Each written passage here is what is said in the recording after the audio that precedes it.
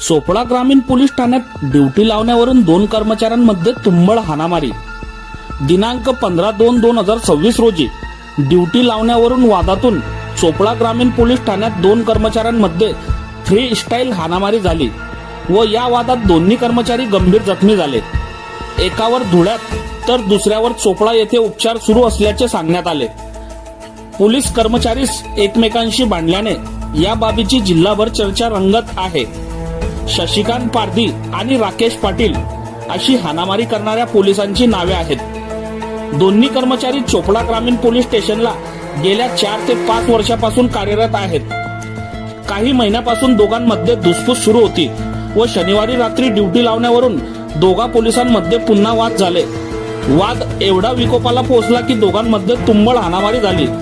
या हाणामारीमध्ये शशिकांत पारधी यांच्या डोक्याला जबर मार लागला तर राकेश पाटील यांच्या डाव्या हाताला मार लागला. पोलीस उपविभागीय अधिकारी अण्णासाहेब घोलप यांनी हाणामारी झाल्याच्या वृत्ताला दुजोरा देत माध्यमांना सविस्तर माहिती दिली आहे. चोपडा ग्रामीण पोलीस स्टेशनचे 2 हवालदार, एक शशी पारधी आणि राकेश पाटील यांच्यात आपसामध्ये भांडण झालं आणि एकमेकाशी मारामारी झाली.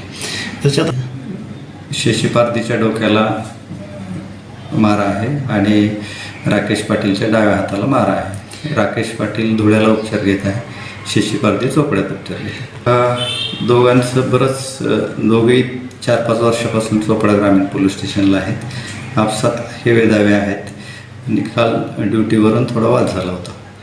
दोघांची प्रकृती ठीक आहे. राकेश पाटीलचा डावा हात फ्रॅक्चर